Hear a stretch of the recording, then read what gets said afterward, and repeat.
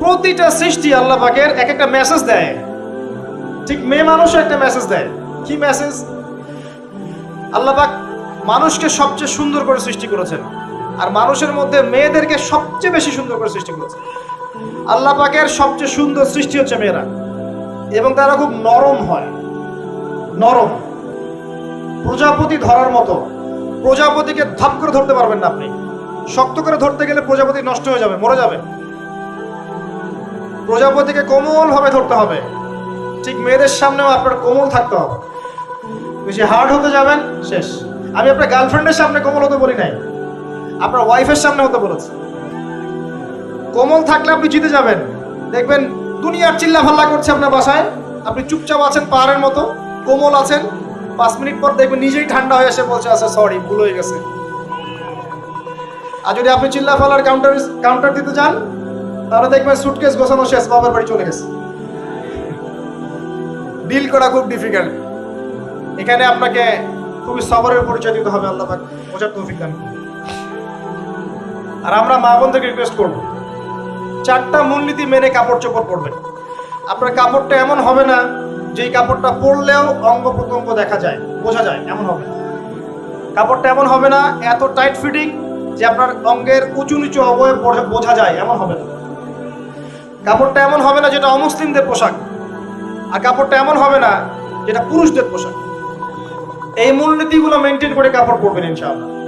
এছাড়াও মেয়েদের কথায় পর্দা আছে, চলনে পর্দা আছে, ওঠা বসায় পর্দা আছে। নামাজ পড়ার সময় তাদেরকে কিছুটা শালীনভাবে নামাজ পড়তে হয়। তাদের চোখের দৃষ্টির মধ্যে পর্দা আছে। এগুলো কে শিখাবে এখনকার মেয়েদেরকে?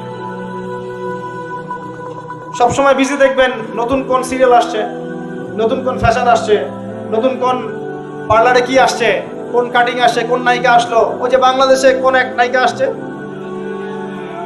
তাই নিয়ে মিডিয়াতে এমন তোলপাড়, মনে কি নাকি একটা অবস্থা। আল্লাহর কাছে তোমার কি মূল্য আছে? হে, আল্লাহর কাছে তোমাদের কি মূল্য আছে? তোমরা কি 5 ওয়াক্ত নামাজ পড়ো? তোমরা কি পর্দা করো? তোমাদের মধ্যে হায়াবোধ কিছু আছে? তোমরা মানুষকে ভালো কিছু শেখাও, সমাজকে ভালো কিছু দাও, শালীন কিছু দাও। আল্লাহর কাছে তোমাদের কি মূল্য আছে? নবী সাল্লাল্লাহু আলাইহি ওয়াসাল্লাম তো জাহান্নাম দেখে সেই কথাটাই বলেছেন, আমি জাহান্নাম দেখে আসলাম, সেখানে বেশিরভাগ অধিবাসী হচ্ছে মেয়ে, নারী। কি কারণ? তারা এমন কাপড় চোপড় পরে বাইরে ঘুরতো যেই কাপড় পরেও তারা নগ্ন থাকতো। আমি কি ব্যাখ্যা করতে হবে? আপনি দেখতে পারেন না?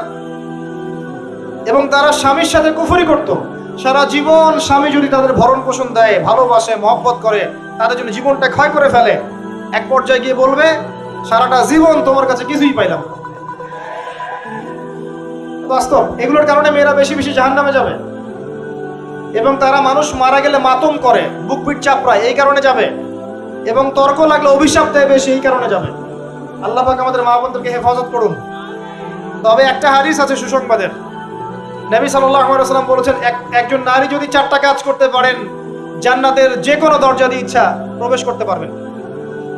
1 নাম্বার 5 ওয়াক্ত নামাজ, 2 নাম্বার রমজান মাসে সওম, 3 নাম্বার আপনার লজ্জাস্থানের হেফাজত অর্থাৎ খাস পর্দা, এবং 4 নাম্বার আপনার স্বামীর আনুগত্য।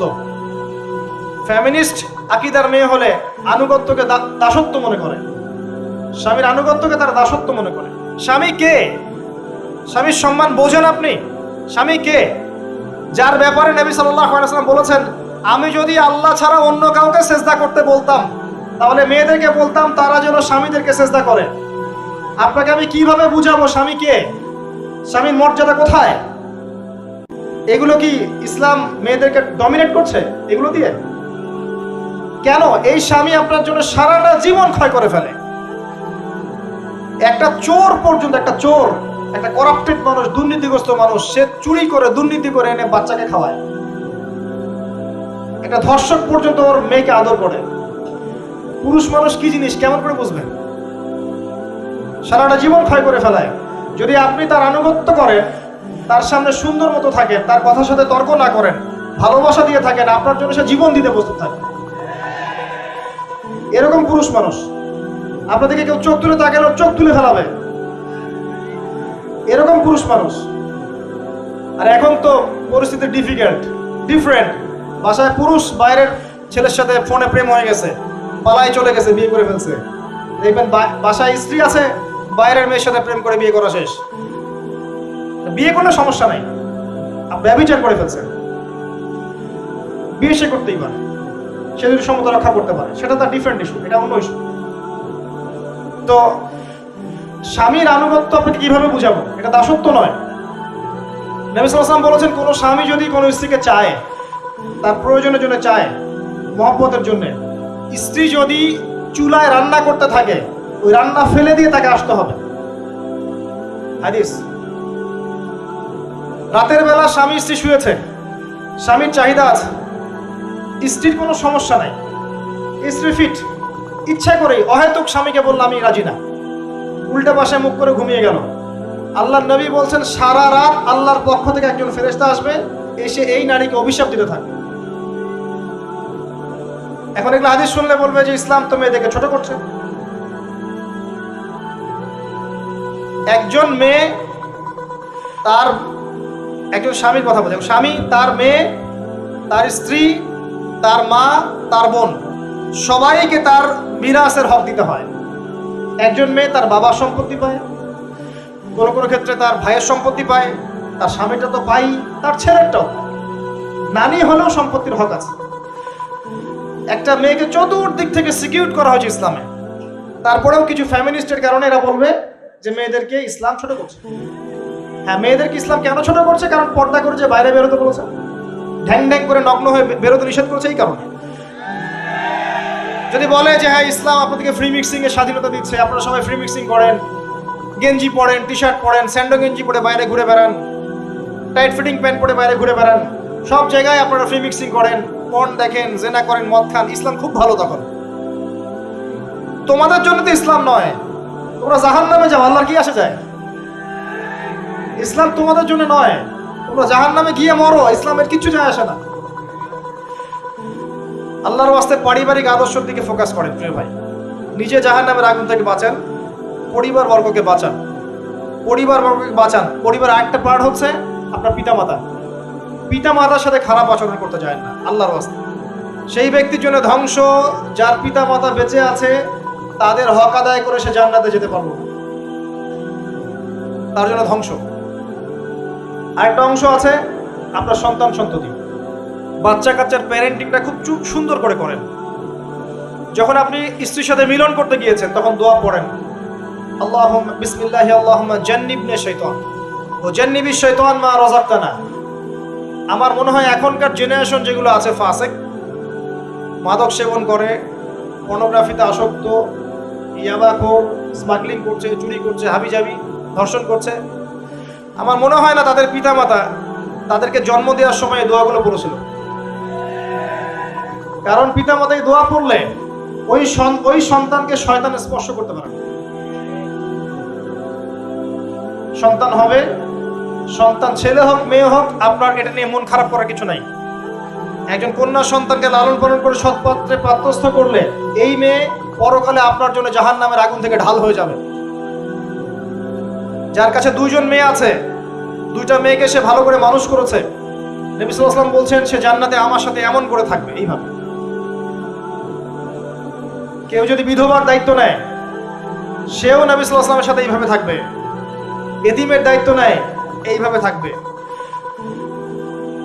ফ্যান্টাসিতে ভুগছেন, একটা এতিম মেয়েকে বিয়ে করেন, একটা অসহায় তালাকপ্রাপ্ত মেয়েকে বিয়ে করেন, একটা বিধবা মেয়ে যার স্বামী মারা গেছে, কেউ নাই দেখার, তাকে বিয়ে করেন, তারপরে বোঝা যাবে আপনার মধ্যে কতটুকু দিন আছে। আর বর্তমান সভ্যতা আমাদের কি সমাধান দিবে? সবাই যদি দিনদার একটা করে ক্যাটরিনা খোঁজে, এই এতিম, এই বিধবা, এই যাদের দেখার কেউ নাই, এই মেয়েগুলা কি রাষ্ট্রের সম্পত্তি হয়ে থাকবে? এদের দায়িত্ব কে নিবে? পুরুষরা যদি দায়িত্ব না নেয়, কে দায়িত্ব নিবে? এখন কেউ যদি ওদের দায়িত্ব নিতে যায়, তখন তাকে আবার খারাপভাবে উপস্থাপন করা হয়, এই ব্যক্তির মনে হয় চরিত্র খারাপ। কিন্তু এদিকে বাইরে 10টা জেনা করে বেড়াচ্ছে, কোনো সমস্যা নেই, এগুলো কুস্কায়। এইসব জাহেলদের জন্য ইসলাম নয়। ইসলামের প্রতিটা বেসিক ফান্ডামেন্টাল মানবতার কল্যাণের জন্যই। এগুলোকে ফরজ করা হয়নি, আপনি নফল, আপনার সামর্থ্য থাকলে আপনি করতে পারেন, না করলে কোনো সমস্যা নাই। কেউ যদি করে, যে ইসলাম পরিপূর্ণরূপে পালন করার চেষ্টা করছে, এটার উপর আমল করার চেষ্টা করছে, তাহলে আপনি তাকে ক্রিটিসাইজ করছেন কেন? কি সমস্যা আপনার? আরেকটা পার্ট হচ্ছে সন্তান সন্ততি। বাচ্চা কাচ্চাকে ছোটবেলা থেকেই মানুষ করতে হবে এমন ভাবে যাতে করে বড় হয়ে এরা এই উম্মার খালেদ এবং ওমর হতে পারে। বাচ্চা ছোট ছোট বাচ্চাকে আপনি ভালো খাবার দেন, ভালো খাবার দেন, মায়ের স্নেহ দেন, বাবা মার সাথে রাখেন, একটু গ্রাম্য পরিবেশে নিয়ে গিয়ে তাকে বড় করেন। কেন বলছে কথা? এখানে পরিবেশ সুন্দর থাকবে, সে দৌড়াবে ধুলার মধ্যে, মাঠের মধ্যে খেলবে, সুন্দর ভাষা শিখবে। এরপর তাকে ভালো প্রতিষ্ঠানে পড়ান। প্রতিষ্ঠানটা এমন হবে যে প্রতিষ্ঠানে জেনারেল শিক্ষা, ইসলামিক শিক্ষা একসাথে দেয়া হচ্ছে, সে সব শিখবে। আমার ছেলে কোরআনে হাফেজও হবে, আমার ছেলে ডক্টরও হবে ইনশাআল্লাহ। এভাবে এভাবে করে তুলুন। আধুনিক হন, মাথাটা খাটান, ব্যাকডেটেড মানসিকতা বাদ দেন। বিশ্বটা এগিয়ে গেছে, আমাদেরকে এগিয়ে যেতে হবে। একমুখী জ্ঞান দিয়ে আপনি কিচ্ছু করতে পারবেন না এই যুগে। দ্বিমুখী শিক্ষার একটা হারমোনিয়াস কম্বিনেশন দরকার। আমাকে কোরআন জানতে হবে, সায়েন্সও জানতে হবে, নাহলে আমি সায়েন্স দিয়ে কোরআনকে ব্যাখ্যা করতে পারবো না, কোরআন দিয়েও সায়েন্সকে ব্যাখ্যা করতে পারবো না। জানতে হবে আমাদেরকে।